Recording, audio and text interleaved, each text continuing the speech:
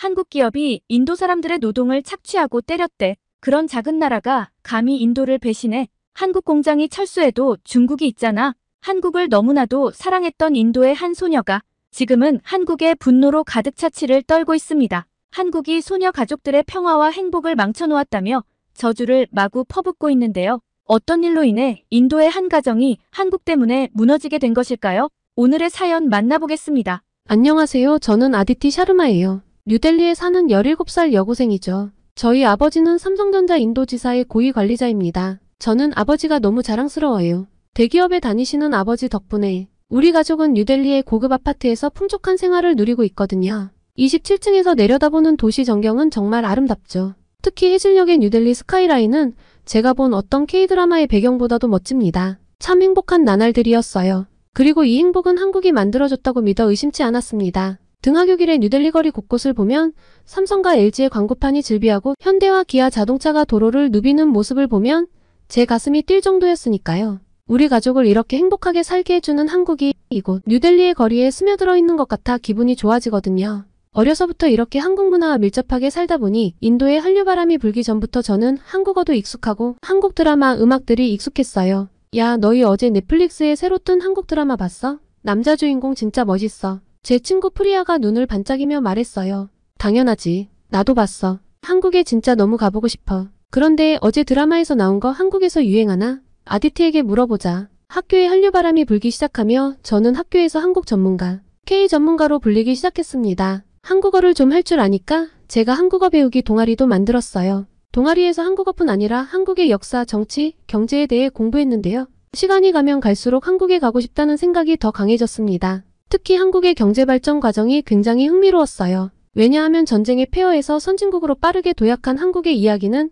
제게 큰 감명을 주었거든요. 우리나라도 한국처럼 발전했으면 하는 바람이 생겼고요. 그래서 자연히 제 장래희망도 한국과 인도 사이의 문화교류를 돕는 전문가가 되었습니다. 서로의 언어와 문화를 깊이 이해하고 더 가깝게 만드는 역할을 하고 싶다는 꿈을 키우고 있었죠. 그러던 어느 날 아침 우리 가족에게 청천벽력 같은 소식이 찾아왔습니다. 그날 아버지는 굳은 표정으로 뉴스를 보고 계셨죠. TV에서 삼성전자 첸나이 공장에서 대규모 파업이 발생했다는 충격적인 소식이 나오고 있었습니다. 2,000여 명의 노동자 중 무려 1,000명이 파업에 참여했다는 소식과 함께요. 더 충격적인 건 이 파업이 인도 공산당의 지원을 받는 강성 노동단체에 의해 주도되고 있다는 거예요. 아버지의 얼굴이 더욱 어두워지는 걸 보며 가슴이 철렁 내려앉았습니다. 아디티, 이리 와봐. 아버지가 저를 부르셨어요. 평소와 다른 무거운 목소리에 저도 모르게 긴장이 됐죠. 지금 상황이 심각해. 우리 가족의 미래가 불확실해질 수도 있어. 아버지의 말씀을 듣고 있자니 온몸에 소름이 돋았어요. 그동안 당연하게 여겼던 우리 가족의 안정된 생활이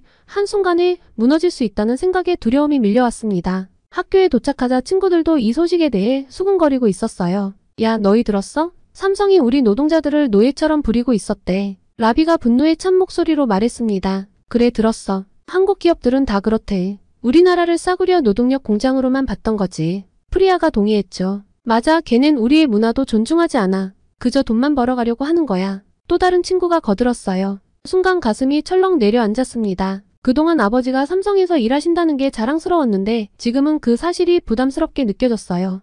그게 그렇지 않을 수도 있지 않을까?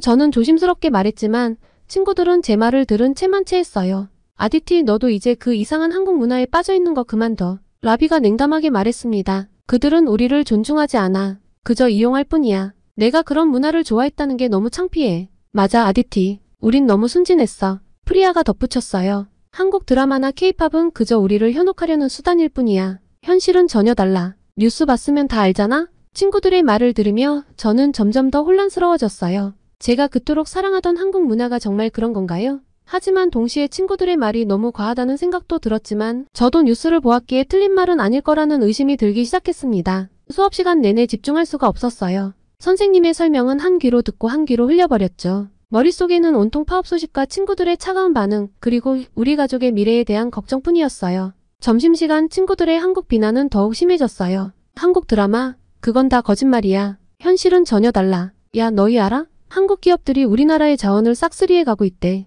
누군가가 말했어요. 정말? 그럼 우리 인도는 어떻게 되는 거야?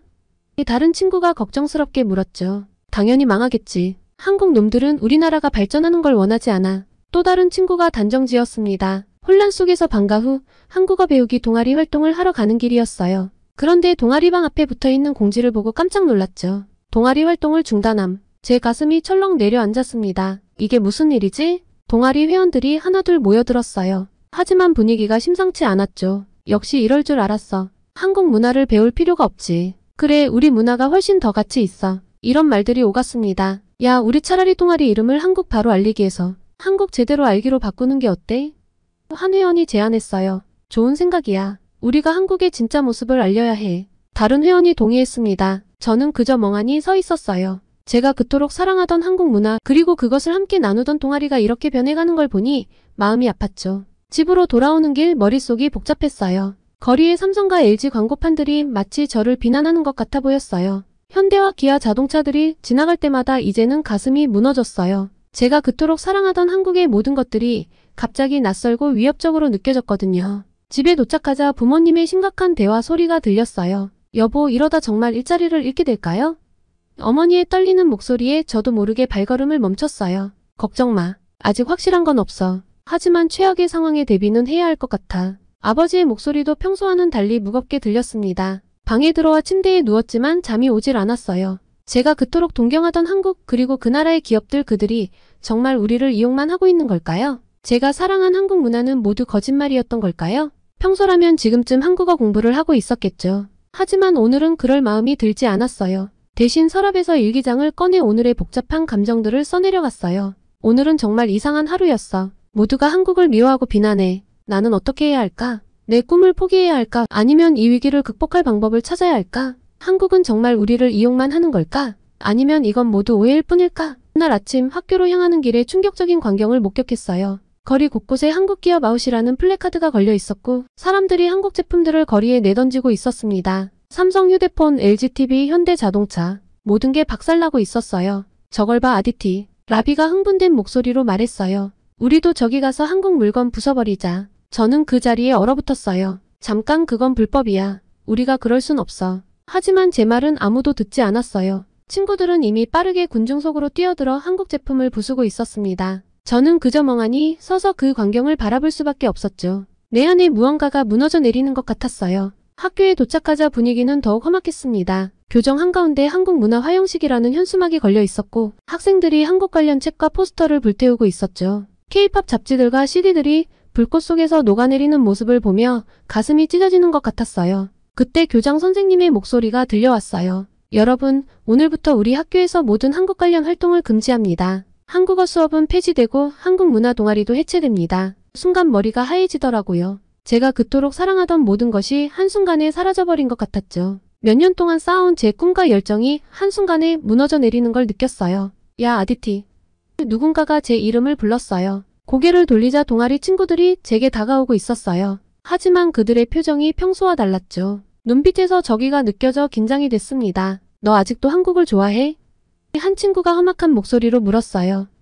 난 말을 더듬었어요. 갑자기 목이 메어 제대로 대답할 수 없었습니다. 들었어? 아디티 아버지가 삼성에서 일한대. 한국 기업 스파이 아니야? 순간 모든 시선이 저에게 쏠리더라고요. 누군가가 제 어깨를 밀쳤고 다른 누군가는 제 가방을 빼앗아 내용물을 바닥에 쏟아부었죠. 한국어 교재와 K-팝 관련된 물건들이 바닥에 나뒹굴었어요. 그 순간 제 마음도 함께 바닥에 떨어진 것 같았습니다. 봐, 역시 한국 걸 숨기고 있었어. 학생들이 제 주변으로 몰려들었어요. 누군가 제 한국어 교재를 집어불 속에 던졌고 다른 이는 제 K-팝 CD를 밟아 부숴버렸죠. 저는 그저 그 자리에 주저앉아 울음을 터뜨릴 수밖에 없었습니다. 제 꿈이, 제 열정이, 제 정체성의 일부가 눈앞에서 파괴되는 걸 지켜봐야 했어요. 한국 스파이는 꺼져라. 너희 때문에 우리나라가 망하는 거야. 욕설과 비난이 쏟아졌어요. 각 단어가 마치 날카로운 칼날처럼 제 가슴을 찔렀습니다. 그때 갑자기 누군가가 제 팔을 잡아 끌었어요. 고개를 들어보니 역사 선생님이셨죠. 빨리 여기서 나가야 해, 아디티. 위험해. 선생님은 저를 교무실로 데려가셨어요. 이게 무슨 일이에요, 선생님? 왜 모두가 갑자기 이렇게 변한 거죠? 제 목소리가 떨렸어요. 선생님은 한숨을 쉬셨어요. 사람들의 분노가 극에 달한 것 같구나. 삼성 공장 파업 소식 이후로 한국에 대한 적대감이 급속도로 퍼지고 있어. 넌 당분간 학교에 오지 않는 게 좋겠다. 하지만 선생님, 제가 잘못한 게 뭐죠? 저는 그저 한국 문화를 좋아했을 뿐인데. 다들 좋아했잖아요. 눈물이 다시 흘러내렸어요. 선생님은 안타까운 표정으로 저를 바라보셨죠. 아디티, 넌 아무 잘못이 없어. 하지만 지금은 모두가 이성적으로 생각하지 못하고 있어. 시간이 지나면 나아질 거야. 집으로 돌아가는 길 거리는 아수라장이 되어 있었습니다. 한국 식당들의 유리가 깨져 있었고 한국 차들 또한 처참한 광경이었죠. 경찰들이 군중을 통제하려 했지만 역부족이었어요. 한 무리의 사람들이 한국은 나가라 를 외치며 행진하고 있었고 다른 이들은 한국 국기를 불태우고 있었습니다. 그 광경을 보며 저는 무언가 잘못됐다는 걸 느꼈어요. 이건 단순한 항의가 아니라 무차별적인 폭력이었죠. 제가 사랑하던 한국의 모든 것이 이렇게 증오의 대상이 되어버린 현실이 믿기지 않았어요. 집에 도착하자 부모님이 걱정스러운 표정으로 저를 맞이하셨어요. 아디티, 다치지 않았니? 어머니가 저를 꼭 안아주셨어요. 그제서야 제가 얼마나 무서웠는지 실감났어요. 우린 이제 어떻게 해야 하죠? 제가 떨리는 목소리로 물었어요. 아버지는 무거운 한숨을 내쉬셨어요. 아직은 모르겠다, 얘야. 하지만 우리 가족은 어떤 일이 있어도 함께 이겨낼 거야. 저녁 뉴스에서는 상황이 더욱 심각해지고 있다고 보도했어요. 한국 대사관 앞에서 대규모 시위가 벌어졌고 일부 시위대가 대사관 건물에 돌을 던지기도 했대요. 정부는 한국인들의 안전을 위해 긴급귀국을 권고했고 많은 한국 기업들이 인도 철수를 검토하고 있다고 해요. 이러다 정말 모든 한국 기업이 떠나버리면 어쩌지? 저도 모르게 중얼거렸어요. 걱정 마, 아디티. 아버지가 제 어깨를 토닥이셨어요. 이건 일시적인 현상일 뿐이야. 사람들이 진정되면 모든 게 제자리를 찾을 거야. 하지만 아버지의 말씀에도 불구하고 저는 불안했어요. 제가 알던 세상이, 제가 사랑하던 모든 것이 산산조각 나버린 것 같았거든요. 그렇게 폭풍우 같은 하루가 지나고 저는 집에 머물며 온라인으로 수업을 들었어요. 하지만 마음은 전혀 평온하지 않았죠. 창밖으로 들리는 시위대의 함성이 제 마음을 더욱 불안하게 만들었거든요. 그날 저녁 아버지가 평소보다 일찍 귀가하셨습니다. 하지만 아버지의 표정이 심상치 않았습니다. 여보, 무슨 일 있어요? 어머니가 걱정스럽게 물으셨어요. 아버지는 한숨을 쉬며 말씀하셨어요. 회사에서 나를 해고했어. 순간 온 집안이 얼어붙은 것 같았어요. 심장이 덜컥 내려앉더라고요. 어머니는 놀라서 입을 가리셨고 저는 그 자리에 주저앉고 말았죠. 어떻게 이럴 수가. 어머니의 목소리가 떨렸어요. 아버지는 고개를 떨구신 채 계속 말씀하셨어요. 15년을 넘게 일했는데 하루아침에 이렇게 버려지다니. 그들은 나를 보안 위험이라고 했어. 내가 인도인이라는 이유만으로. 저는 아버지의 말씀을 듣고 충격을 받았습니다. 제가 그토록 동경하던 한국 기업이 아버지를 이렇게 쉽게 버릴 수 있다니 믿기지 않았어요. 이제 어떻게 해요, 여보? 어머니가 눈물을 글썽이며 물으셨습니다. 아직은 모르겠어. 하지만 우리가 힘을 합치면 어떻게든 이겨낼 수 있을 거야. 아버지의 목소리에서 불안감이 느껴졌어요. 제 머릿속에서는 온갖 생각들이 뒤엉켰죠. 정말 한국은 우리를 이용만 한 걸까? 내가 그동안 믿고 사랑했던 모든 것들이 거짓이었던 걸까? 너무 혼란스러웠어요. 그리고 든 생각은 어떻게 회사를 위해 헌신한 우리 아버지를 이렇게 하루아침에 배신할 수가 있지? 한국이란 나라는 정말 내가 알던 나라가 아니구나. 다음날 아침 아버지는 새 일자리를 찾아 나가셨어요. 하지만 상황은 좋지 않았죠. 한국 기업들이 줄줄이 인도를 떠나면서 실업자가 급증했고 일자리를 구하기가 하늘의 별 따기처럼 어려워졌거든요. 아무도 나를 받아주지 않아. 아버지가 좌절한 표정으로 말씀하셨어요. 한국 기업에서 일했다는 이력이 오히려 독이 되고 있어. 어머니는 아버지를 위로하셨지만 저는 그 모습을 보며 가슴이 아팠어요. 우리 가족의 행복을 빼앗아간 것이 바로 제가 그토록 사랑했던 한국이라니. 분노로 가슴이 들끓었습니다. 한국이 너무 증오스러웠습니다. 이후 우리 가정의 상황은 점점 악화되었어요. 아버지의 한국 기업 이력은 더 이상 전혀 도움이 되지 않았거든요. 아디티, 내 학비를 어떻게 해야 할지 모르겠구나. 어머니가 미안한 표정으로 말씀하셨어요. 어쩌면 당분간 학교를 쉬어야 할지도 몰라. 그 말을 듣는 순간 제 꿈이 산산조각 나는 것 같았어요. 학교를 그만둔다면 제 미래는 어떻게 되는 걸까요? 한국과 인도의 문화를 잇는 사람이 되겠다는 꿈은 이제 이룰 수 없는 걸까요? 아버지가 편지 한 통을 들고 오셨어요. 삼성에서 온 거야. 퇴직금 관련 내용인 것 같아. 라며 편지를 뜯으셨어요. 퇴직금으로 잠시 생활비를 메울 수 있을까? 숨통을 트이려던 우리 가족에게 삼성은 또다시 배신을 했습니다. 편지의 내용은 우리 모두를 충격에 빠뜨렸어요. 퇴직금은커녕 오히려 아버지가 회사의 기밀을 유출했다는 의혹이 제기되어 조사 중이라는 내용이었습니다. 이게 무슨 소리야?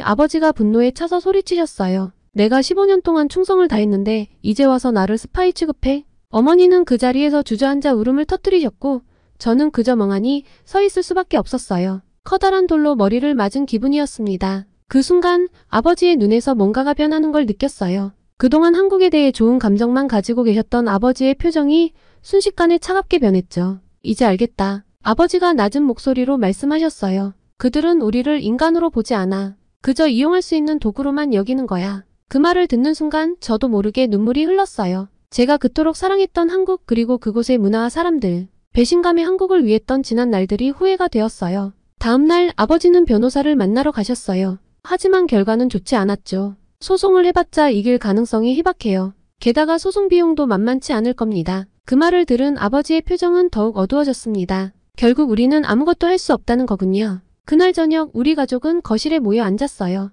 TV에서는 여전히 반한 시위 소식이 나오고 있었고요. 봐라 아디티. 이게 바로 한국의 진짜 모습이다. 그들은 우리나라를 착취하고 우리를 이용하다가 버리는 거야. 아버지 말씀에 저는 아무 말도 할 수 없었어요. 제 안에서 무언가가 찢기고 무너져 내리는 것 같았죠. 내가 그토록 좋아하던 한국 문화? 그건 다 우리를 속이기 위한 거였어. 아버지의 목소리가 점점 높아졌어요. 이제부터 우리 집에선 절대로 한국 물건을 사용하지 않을 거다. 한국 음악도 듣지 말고 한국 드라마도 보지 마라. 어머니도 고개를 끄덕이셨어요. 아디티, 내 아버지 말씀이 맞아. 우리가 그동안 얼마나 어리석었는지 몰라. 저는 울음을 참으며 고개를 숙였어요. 제 방으로 돌아와 침대에 누웠지만 잠은 오지 않았어요. 벽에 붙어있던 한국 아이돌 포스터들이 저를 비난하는 것 같았죠. 저는 결심했어요. 제 방에 있던 모든 한국 관련 물건들을 정리하기로 했습니다. 한국어 교재, K-팝 CD, 한국 화장품, 모든 걸 상자에 담았어요. 하지만 마지막으로 남은 한 장의 사진 앞에서 저는 망설였어요. 그건 제가 처음으로 한국어 공부를 시작했던 교재입니다.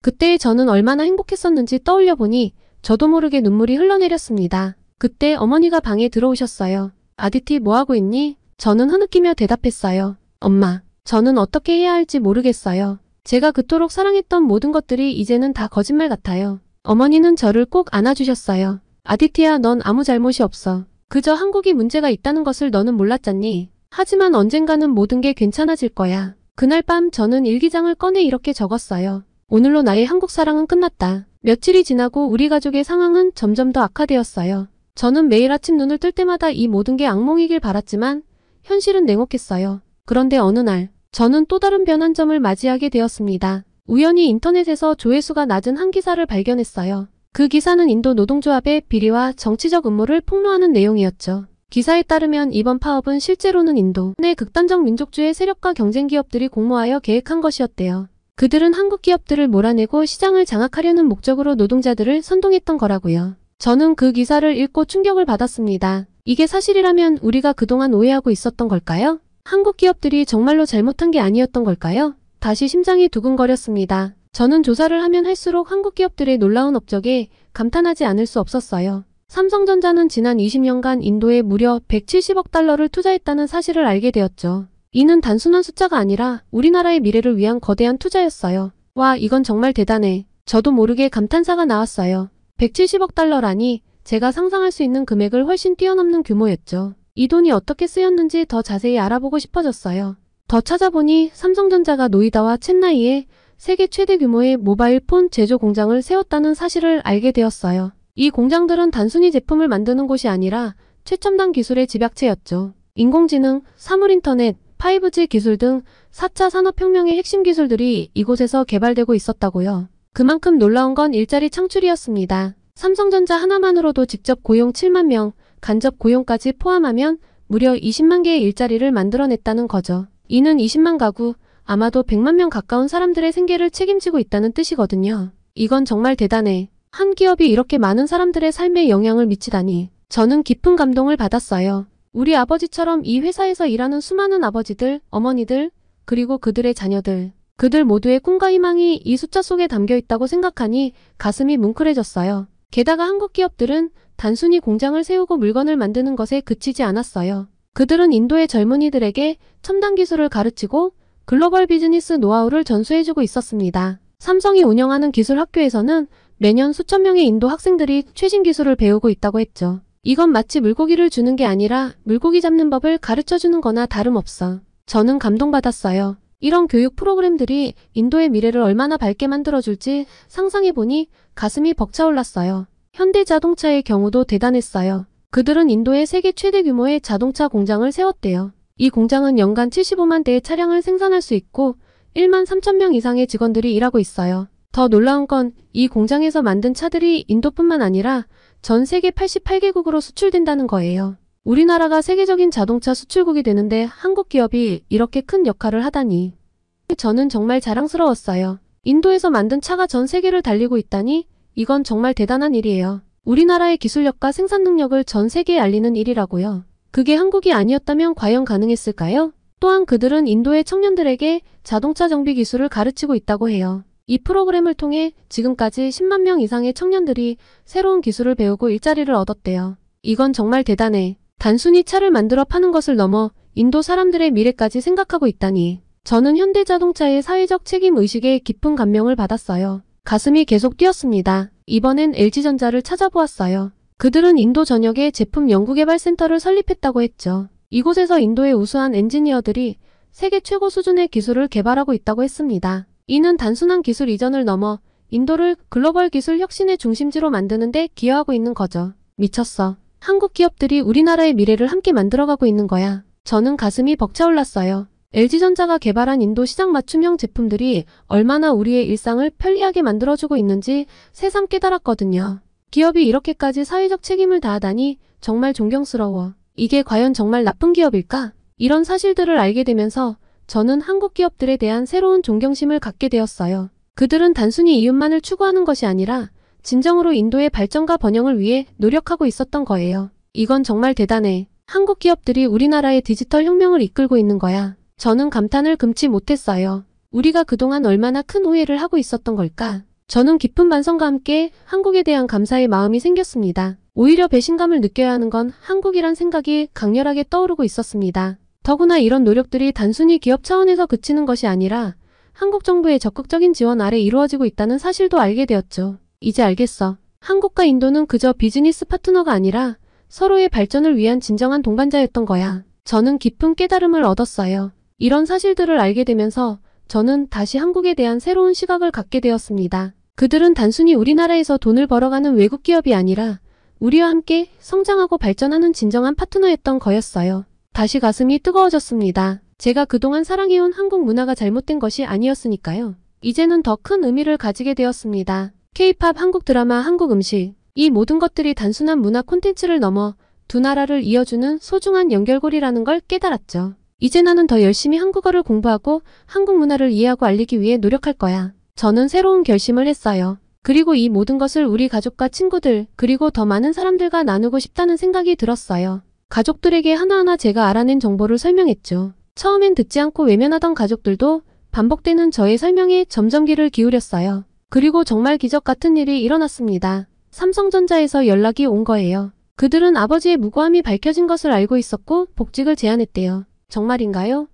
아버지의 눈에 눈물이 고였어요. 그들이 나를 다시 받아준다고요? 가족 모두가 기쁨의 눈물을 흘렸어요. 이건 단순한 복직이 아니었어요. 우리 가족의 명예를 회복하고 새로운 시작을 할 수 있는 기회였죠. 내가 한국에 대해 오해가 컸구나. 한국은 정말 선진국다운 나라야. 우리 인도가 본받아야 할 나라. 진실이 밝혀지고 난 후 우리 가족의 삶은 서서히 변화했습니다. 아버지가 다시 삼성전자로 복귀하는 날, 우리 가족 모두가 아버지를 배웅했어요. 아버지는 긴장한 표정이었지만 동시에 결의에 찬 눈빛을 보이셨죠. 아디티, 내가 옳았구나. 한국은 이성적이고 현명한 나라다. 내가 너무 성급했어. 아버지가 말씀하셨어요. 아디티, 아빠는 계속해서 열심히 일할 거야. 너의 꿈도 응원하마. 아버지의 복직 후 회사는 아버지의 능력을 인정하고 빠르게 신뢰를 회복해 나갔어요. 아버지는 이전보다 더 열심히 일하셨고 그 노력이 빛을 발하기 시작했죠. 그리고 이러한 사태에도 아버지는 승진 제안을 받으셨어요. 이게 말이 되나요? 한국에게서 등을 돌리는 인도의 국민에게 이런 제안을 하다니요. 여보, 나를 인도 한국 협력 프로젝트의 책임자로 임명하겠대요. 아버지가 흥분된 목소리로 말씀하셨어요. 우리 가족은 아버지의 승진을 축하하며 작은 파티를 열었어요. 그날 밤 아버지는 제게 조용히 말씀하셨어요. 아디티, 이 모든 게 내 덕분이야. 내가 한국에 대한 진실을 밝혀내지 않았다면 우리 가족은 여전히 어둠 속에 있었을 거야. 저는 아버지의 말씀에 가슴이 뭉클해졌어요. 동시에 큰 책임감도 느꼈죠. 이제 저는 단순히 한국 문화를 좋아하는 소녀가 아니라 두 나라의 관계를 이어주는 중요한 역할을 하고 있다는 걸 깨달았어요. 학교에서도 변화가 일어났어요. 온라인 수업을 하는 동안 학교 커뮤니티에 꾸준히 진실된 정보를 업로드했죠. 한국 문화에 대한 관심이 다시 높아지기 시작했고 한국어 배우기 동아리도 다시 활동을 시작했습니다. 물론 모두가 호의적인 것은 아니었지만 저는 이것으로 충분했어요. 우리가 그동안 얼마나 큰 오해를 하고 있었는지 이제 알았어. 라비가 말했습니다. 아디티, 내가 우리 눈을 뜨게 해줬어. 미안해. 한국은 정말 좋은 나라였어. 처음엔 믿지 않았어. 하지만 직접 자료들을 다 찾아보니 네가 맞더라. 정말 부끄러워. 친구들의 변화를 보며 저는 더욱 큰 책임감을 느꼈어요. 이제는 단순히 한국 문화를 즐기는 것을 넘어 두 나라의 문화를 올바르게 이해하고 알리는 것이 제 역할이라고 생각했거든요. 아디티, 넌 정말 대단해. 어느 날 평소 친하지 않았던 다른 친구가 말했습니다. 내가 아니었다면 우리는 여전히 편견 속에 살고 있었을 거야. 그 말을 듣는 순간 저는 정말 행복했습니다. 앞으로도 저는 한국 문화를 알리고 사랑하는 것을 멈추지 않을 거예요. 잠시나마 한국을 오해했던 것, 그리고 한국이 우리나라의 발전에 얼마나 큰 기여를 했는지를 늘 생각하며 보답할 길을 찾을 겁니다. 지금은 비록 대다수 인도인들의 감정이 격양되어 있지만 언젠간 한국의 고마움을 그들도 깨닫길 바라며 저 또한 열심히 진실을 알릴 거예요. 한국인 여러분, 지금까지 제 이야기를 시청해주셔서 감사합니다. 해외 어딜 가도 중국인이랑 한국인은 똑같던데 서울행 비행기라니 중국과 다를 바가 없을 거야. 독일 유명 항공사의 미녀 승무원이 한국인에 대한 이야기를 하며 엄청나게 얼굴을 찌푸리고 있습니다. 특히 중국과 한국인들에 대한 트라우마가 강력하다던 이 승무원은 1년 후 한국에 정착을 하게 되었다는데요.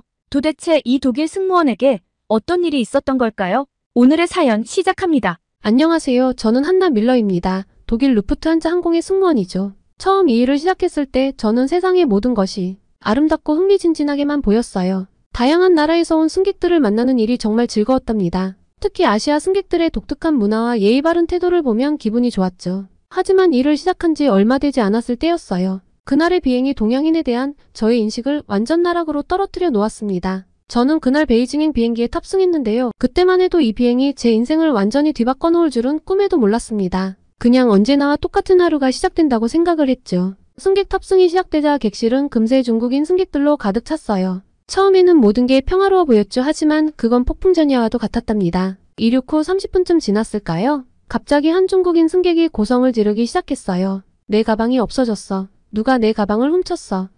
그의 목소리는 온 기내를 울렸고 주변 승객들은 불안한 표정으로 주위를 둘러보기 시작했죠. 저는 재빨리 그 승객에게 다가갔어요. 고객님, 무슨 일이신가요? 제가 도와드리겠습니다. 하지만 그는 제 말을 들으려 하지 않았습니다. 오히려 더 큰 소리로 소리치며 주변 승객들을 의심의 눈초리로 쳐다보기 시작했어요. 상황을 진정시키려 노력했지만 그때 또 다른 중국인 승객이 끼어들었어요. 야, 시끄러워. 내가 잠을 자야 하는데 왜 이렇게 시끄럽게 구는 거야?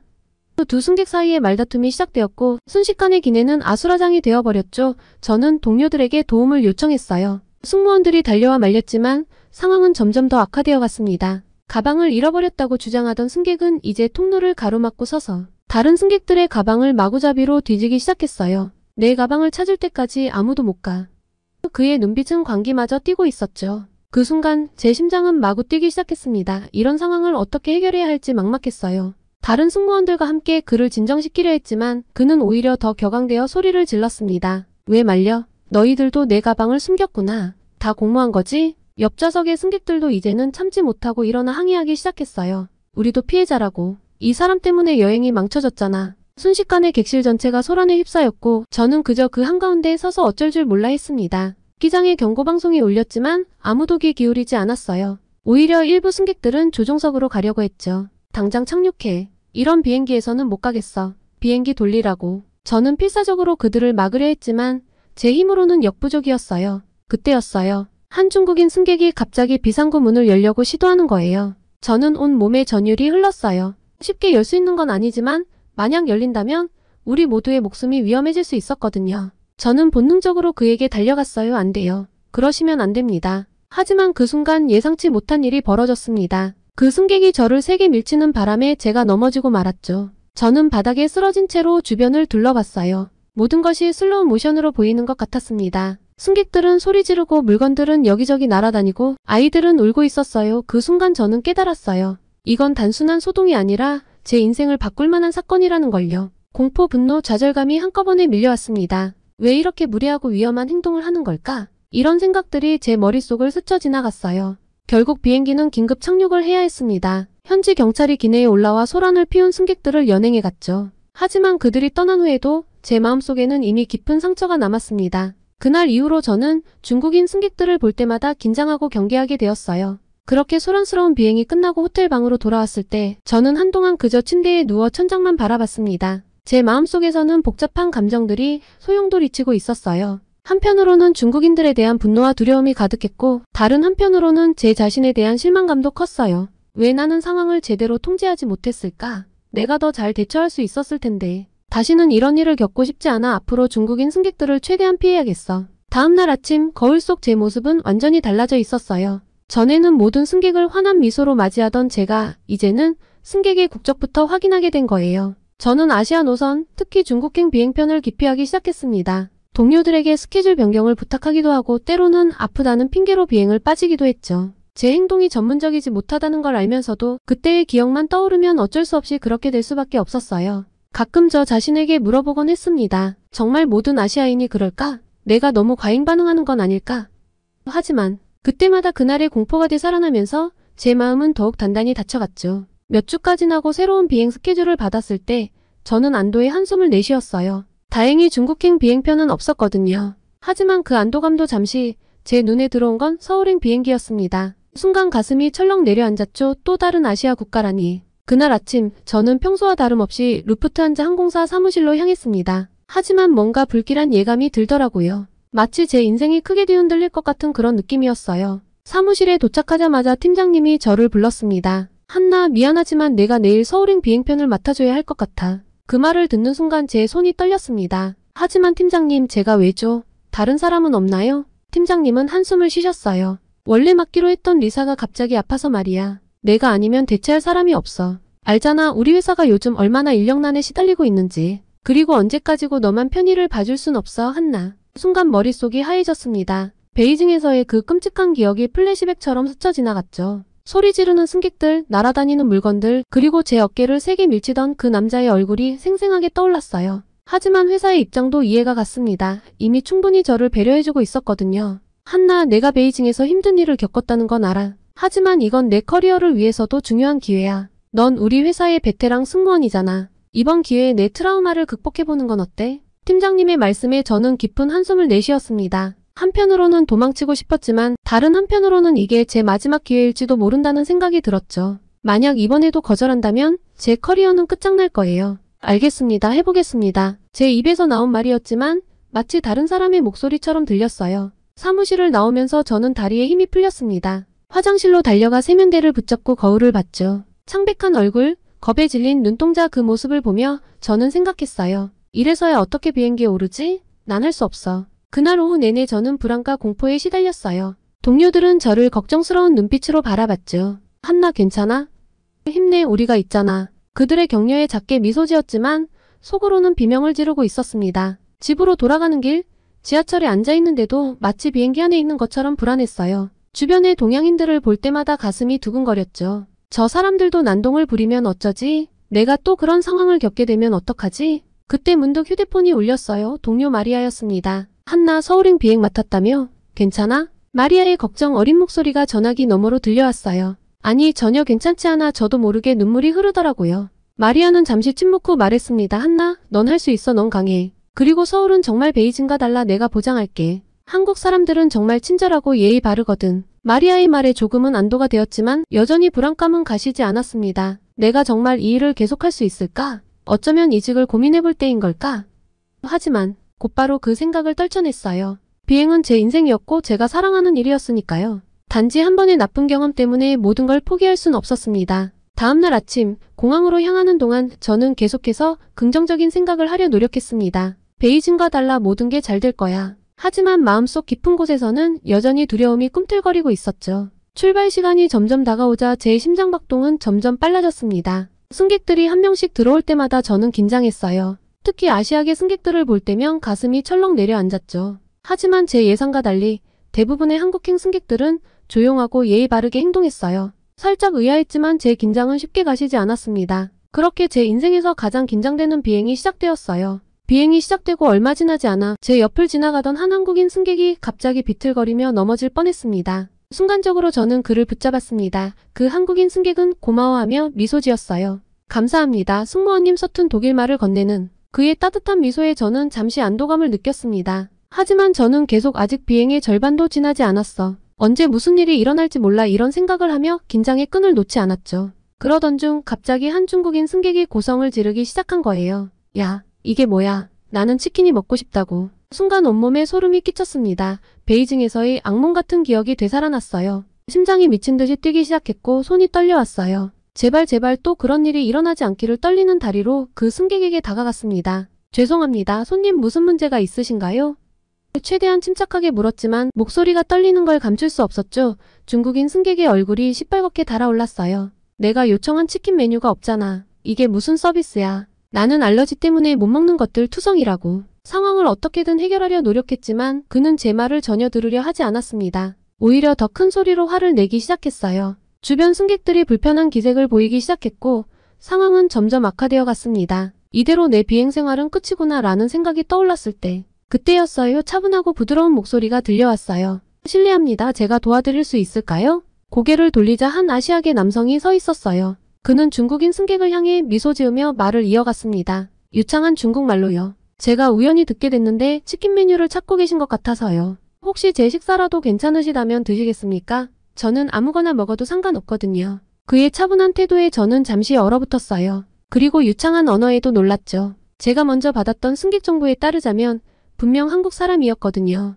유창한 중국어에 중국인 승객도 잠시 당황한 듯 했죠. 하지만 곧 그의 표정이 누그러졌어요. 정말요? 그래도 될까요? 한국인 남성은 부드럽게 웃으며 대답했습니다. 물론이죠. 저는 다 잘 먹어서요. 안 그래도 오늘따라 치킨이 별로였는데 오늘 이 치킨은 당신에게 더 필요할 것 같네요. 순식간에 긴장된 분위기가 풀어졌습니다. 중국인 승객은 감사 인사를 연신하며 자리로 돌아갔고 주변 승객들도 안도의 한숨을 내쉬었어요. 저는 그 한국인 남성에게 동양인들의 예의를 따라 고개를 숙여 감사 인사를 했습니다. 정말 감사합니다. 덕분에 큰 소동을 막을 수 있었어요. 그는 미소를 지으며 영어로 대답했습니다. 별말씀을요. 승무원님께서 힘들어하시는 것 같아 돕고 싶었을 뿐이에요. 그의 따뜻한 미소에 저도 모르게 마음이 편안해졌습니다. 처음으로 이 비행이 무사히 끝날 수 있을 거란 희망이 생겼죠. 비행이 계속되는 동안 저는 그 한국인 남성을 종종 눈여겨보게 됐어요. 그는 주변 승객들을 배려하는 모습을 보였고 심지어 옆자리에 놓인 승객이 화장실에 가는 것을 도와주기도 했습니다. 따뜻한 배려심이 있는 사람이구나 하며 절로 미소가 지어졌어요. 잠깐 쉬고 있는데 갑자기 기내 방송이 울렸습니다.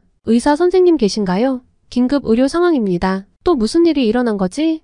하는 생각에 가슴이 철렁 내려앉은 그때였어요. 아까 그 한국인 남성이 자리에서 일어났습니다. 제가 의사입니다. 어떤 상황인가요? 다른 승무원이 다급히 그를 안내해 응급 상황이 발생한 곳으로 갔어요. 한 승객이 심한 복통을 호소하고 있었습니다. 그는 재빨리 상황을 파악하고 응급처치를 시작했습니다. 그의 판단은 빠르고 정확했죠. 증상만 봐서는 급성 맹장염 같습니다. 최대한 빨리 병원으로 이송해야 해요. 저는 그 즉시 기장에게 상황을 보고했고 우리는 가장 가까운 공항에 긴급 착륙을 요청했어요. 착륙하는 동안 그 한국인 남자 의사는 계속해서 환자를 돌봤습니다. 그의 차분하고 전문적인 태도에 저는 깊은 인상을 받았어요. 공항에 도착하자 구급대원들이 환자를 인계받았습니다. 환자의 동행인은 그 의사에게 감사 인사를 건넸고 저 역시 그에게 고마움을 표했습니다. 정말 감사합니다. 선생님 덕분에 큰 위기를 넘겼어요. 그는 겸손하게 웃으며 대답했어요. 당연히 해야 할 일을 했을 뿐입니다. 그나저나 승무원님 정말 대단하세요. 이런 상황에서도 침착하게 대처하시는 모습이 인상적이었어요.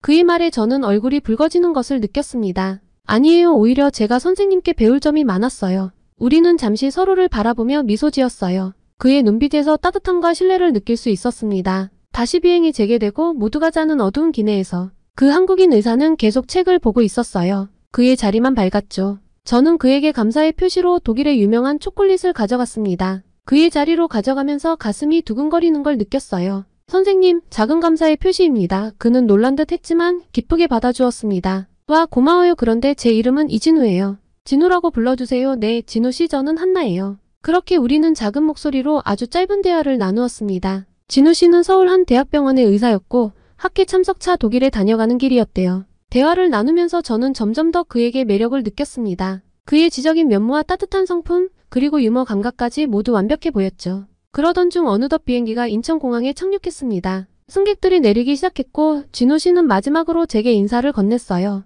한나 씨 좋은 하루 보내세요. 그의 미소에 저도 모르게 설레는 마음을 느꼈습니다. 업무 특성상 승객과 개인정보는 주고받을 수 없거든요. 이대로 보내기는 너무 아쉬웠지만 저는 그에게 그 이상의 말은 할 수가 없었습니다. 아쉬움을 가득 담아 작별 인사를 했죠. 다시 만나는 행운이 있으면 좋겠다 라고 이야기하면서요. 비행기에서 내려 공항을 걸으면서 저는 생각했어요. 이번 비행은 정말 달랐어. 특히 진우 씨 그는 정말 특별해. 그날 밤 저는 너무나 지쳐 있었습니다. 긴장을 한 상태로 긴 비행을 해서 그런지 시차 때문인지 몸이 무겁고 두통이 심하게 밀려왔거든요. 다음날 아침에 눈을 떴을 때엔 상태가 더 심각해져 있었어요. 온몸이 불덩이처럼 뜨겁고 목이 아파 숨쉬기도 힘들었죠. 이러면 안 돼. 내일 돌아가는 비행기가 있는데. 저는 걱정스러운 마음으로 중얼거렸습니다. 하지만 몸 상태는 점점 더 나빠져갔고 결국 동료 승무원의 도움을 받아 근처 대학병원으로 향하게 되었어요. 겨우 택시를 타고 가는 동안 저는 불안한 마음을 감출 수 없었습니다. 낯선 나라의 병원, 그것도 아시아 국가의 병원이라니. 언어도 통하지 않아 더욱 두려웠어요. 과거의 아시아 트라우마가 다시 고개를 들기 시작했습니다. 만약 의사들이 영어를 못하면 어떡하지? 제대로 된 치료를 받을 수 있을까? 병원에 도착해서 접수를 하는데 생각보다 영어가 통해서 조금은 안심이 되었어요. 하지만 여전히 긴장은 풀리지 않았습니다. 진료실 앞에서 기다리는 동안 저는 계속해서 깊은 숨을 들이마시며 스스로를 진정시키려 노력했어요. 한나 밀러 씨? 간호사가 제 이름을 부르자 저는 천천히 일어나 진료실로 향했습니다. 문을 열고 들어서는 순간 제 눈앞에 도저히 믿을 수 없는 광경이 펼쳐졌죠. 진우 씨. 저도 모르게 소리를 질렀어요. 그 자리에 앉아있는 건 바로 비행기에서 만났던 그 의사 이진우 씨였거든요. 진우 씨도 저를 보고 놀란 듯 했습니다. 한나 씨? 여기서 뵙다니 정말 뜻밖이네요. 무슨 일이세요? 저는 잠시 말을 잇지 못했어요. 이런 우연이 있다니 정말 믿기지 않았죠. 하지만 동시에 이상하게 안도감이 밀려왔어요. 낯선 병원에서 익숙한 얼굴을 만난다는 건 정말 큰 위로가 되더라고요. 아, 네, 갑자기 열이 나고 목이 아파서요. 내일 비행기를 타야 해서 걱정이 되네요. 진우 씨는 따뜻한 미소를 지으며 말했습니다. 걱정 마세요. 제가 잘 봐드릴게요. 우선 증상을 자세히 말씀해 주시겠어요? 그의 부드러운 목소리에 긴장이 조금씩 풀리는 걸 느꼈어요. 저는 천천히 제 증상을 설명했고 진우 씨는 주의 깊게 듣더니 진찰을 시작했습니다. 진찰이 끝나고 진우 씨가 말했어요. 독감 증세로 보이네요. 다행히 초기라 빨리 치료하면 금방 나을 거예요. 주사와 약을 처방해 드릴게요. 그의 말에 안도의 한숨을 내쉬었습니다. 하지만 동시에 주사라는 말에 긴장이 되기도 했죠. 주사요? 꼭 맞아야 하나요? 진우 씨는 제 불안한 표정을 알아챘는지 부드럽게 말했어요. 걱정 마세요. 아프지 않게 놓아드릴게요. 그리고 이 주사가 빠른 회복에 큰 도움이 될 거예요. 그의 말에 용기를 내어 고개를 끄덕였습니다. 주사를 맞는 동안 진우 씨는 계속해서 제게 말을 걸며 긴장을 풀어주려 노력했어요. 한나 씨, 서울 구경은 좀 하셨어요? 아, 몸이 안 좋으셔서 못하셨겠네요. 저는 씁쓸하게 웃으며 대답했습니다. 네, 호텔에만 있었어요. 내일 돌아가야 해서 아쉽네요. 진우 씨의 표정이 안타까워 보였어요. 그렇군요. 정말 아쉽네요. 서울의 아름다움을 보셔야 하는데. 그의 말에 가슴 한구석이 따뜻해지는 걸 느꼈어요. 낯선 나라에서 이렇게 따뜻한 마음을 가진 사람을 만나다니 정말 행운이라는 생각이 들었죠. 주사를 다 맞고 처방전을 받은 후 시간이 흘러서인지 몸은 조금 나아져 있었습니다. 그리고 진우 씨가 정말 뜻밖의 말을 건넸어요. 한나 씨, 혹시 시간 되시면 제가 병원 근처 좋은 식당으로 모시고 싶은데 어떠세요? 한국 음식이 감기에 좋거든요. 순간 망설여졌어요. 아직 몸도 안 좋은데다 낯선 사람과 식사를 한다는 게 부담스럽기도 했죠. 하지만 진우 씨의 진심 어린 눈빛을 보니 거절할 수가 없었습니다. 네, 좋아요. 감사합니다. 그렇게 진우 씨의 차를 타고 식당으로 가는 길, 그는 제게 서울의 이곳저곳을 설명해 주었어요. 그의 이야기를 들으며 저는 점점 서울의 매력을 느끼기 시작하며 기분이 나아지고 있었습니다. 식당에 도착해서 진우 씨가 추천한 삼계탕을 시켰어요. 뜨거운 국물을 한 숟가락 떠먹는 순간 몸 전체가 따뜻해지는 걸 느꼈죠. 와, 정말 맛있어요. 저도 모르게 감탄사가 나왔습니다. 진우 씨는 미소를 지으며 말했어요. 다행이네요. 이 음식이 한나 씨의 감기 치료에 도움이 될 거예요. 식사를 하면서 우리는 이런저런 이야기를 나눴어요. 진우 씨의 의사로서의 경험, 제 승무원 생활에 대한 이야기 같은 대화를 나누면서 저는 점점 더 그에게 매력을 느꼈습니다. 이상한 기분이었어요. 식사를 마치고 나올 때 진우 씨가 말했습니다. 한나 씨, 정말 아쉽네요. 내일 가시는 거죠? 저는 고개를 끄덕였어요. 네, 그래야 해요. 하지만 정말 아쉬워요. 서울이 이렇게 멋진 곳인 줄 몰랐거든요. 진우 씨의 눈빛이 반짝였어요. 그럼 다음에 또 오시면 안 될까요? 제가 서울의 진짜 모습을 보여드릴게요. 그 말에 가슴이 두근거렸어요. 네, 그러고 싶어요. 꼭 다시 올게요. 그리고 호텔로 돌아오는 길, 저는 이상하게 행복한 기분이었습니다. 아직 몸은 아팠지만 마음은 따뜻했죠. 진우 씨와의 만남 덕분에 한국 그리고 아시아에 대한 제 편견이 조금씩 깨지고 있다는 걸 느꼈어요. 이번 여행이 끝이 아닐 거야. 난 꼭 다시 서울에 올 거야. 그리고 진우 씨를 다시 만날 거야. 당장 내일의 비행을 앞두고 있었지만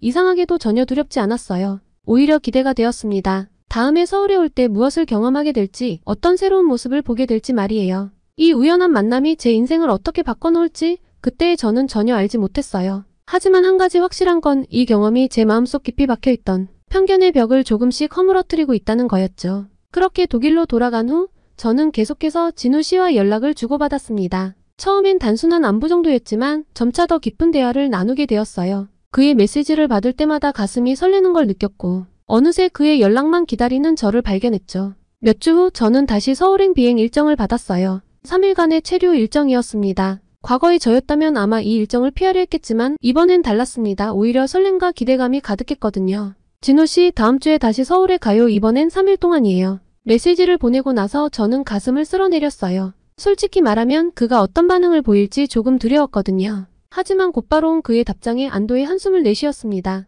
그리고 심장이 두근거렸어요. 정말요? 그거 정말 좋은 소식이네요. 제가 서울 구경시켜드릴게요. 기대하세요. 서울에 도착한 날 진우 씨가 공항으로 마중을 나왔습니다. 그를 보는 순간 제 마음속에 있던 모든 불안과 긴장이 눈 녹듯 사라졌어요. 한나 씨, 다시 만나서 정말 반가워요. 이번엔 제대로 서울의 매력을 보여드릴게요. 그의 따뜻한 미소에 저도 모르게 웃음이 나왔습니다. 네, 정말 기대돼요. 첫날 진우 씨는 저를 경복궁으로 데려갔어요. 웅장한 궁궐을 보며 저는 감탄을 금치 못했죠. 와, 정말 아름다워요. 이런 곳이 서울 한복판에 있다니 믿기지 않아요. 진우 씨는 미소 지으며 설명해 주었습니다. 이곳은 조선 왕조의 중심이었어요. 600년 넘는 역사를 간직하고 있죠. 그의 설명을 들으며 저는 한국의 깊은 역사와 문화에 점점 빠져들어갔어요. 과거에 가졌던 편견들이 하나둘 무너지는 걸 느꼈습니다. 점심으로도 한식을 먹었어요. 처음엔 익숙지 않은 맛에 당황했지만 진우 씨가 어떻게 먹는지 하나하나 친절히 알려주었죠. 와, 정말 맛있어요. 이렇게 건강하고 맛있는 음식이라니.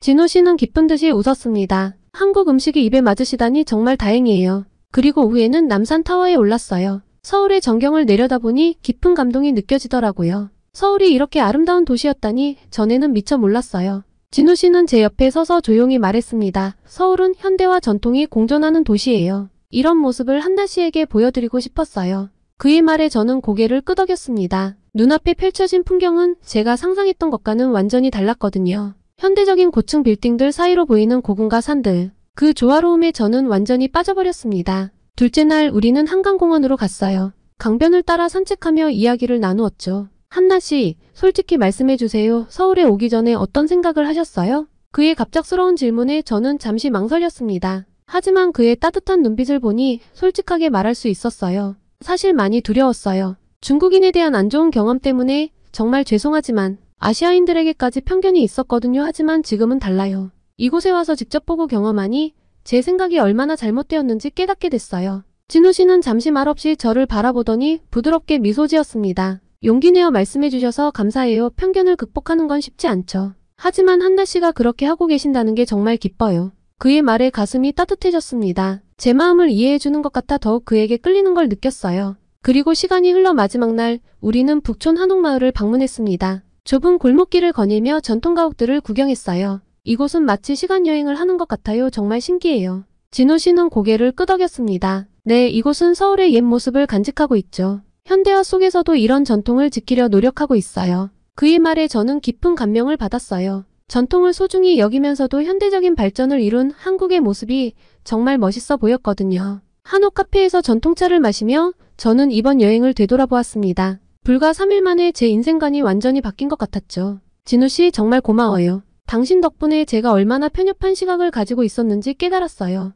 이번 여행은 제 인생에서 정말 특별한 경험이 될 것 같아요. 진우 씨는 따뜻하게 미소 지었습니다. 저도 정말 즐거웠어요. 한나 씨, 당신과 함께 서울을 다시 보니 저도 새롭게 느껴지더라고요. 그의 말에 가슴이 두근거렸습니다. 우리 사이에 특별한 감정이 싹트고 있다는 걸 느낄 수 있었어요. 공항으로 향하는 차 안에서 저는 마음속으로 결심했습니다. 꼭 다시 올 거야. 이번엔 더 오래, 더 깊이 한국을 경험하고 싶어. 진우 씨와 작별 인사를 나누며 저는 용기를 내어 말했어요. 다음에 올 때는 더 오래 있을 수 있도록 휴가를 내볼게요. 그때 또 이렇게 시간 내주실 수 있나요? 그가 기쁘게 웃으며 대답했습니다. 물론이죠. 언제든 환영이에요. 한나 씨, 꼭 연락주세요. 그렇게 서울의 일정이 모두 끝난 뒤 저는 다시 비행기에 오르며 마지막으로 서울의 풍경을 바라봤어요. 이제 이 도시는 제게 더 이상 낯설고 두려운 곳이 아니었죠. 오히려 따뜻함과 설렘이 가득한 곳으로 느껴졌습니다. 이번 여행을 통해 저는 단순히 한국에 대한 편견을 극복한 것뿐만 아니라 제 자신의 한계를 뛰어넘는 경험을 했어요. 그리고 그 과정에서 특별한 사람을 만났고요. 비행기가 이륙하며 저는 생각했습니다. 이제 시작이야. 앞으로 더 많은 것을 배우고 경험하고 싶어. 그리고 진우 씨와 더 가까워지고 싶어. 그렇게 저의 새로운 여정이 시작되었어요. 서울에서 돌아온 후 저는 매일 밤 진우 씨와 영상통화를 했습니다. 시차 때문에 힘들 때도 있었지만 그의 얼굴을 보는 순간 모든 피로가 사라지는 것 같았죠. 우리는 서로의 일상을 공유하고 미래에 대한 꿈을 이야기했어요. 한나, 오늘은 어땠어요? 또 진우 씨의 부드러운 목소리가 이어폰을 통해 들려왔습니다.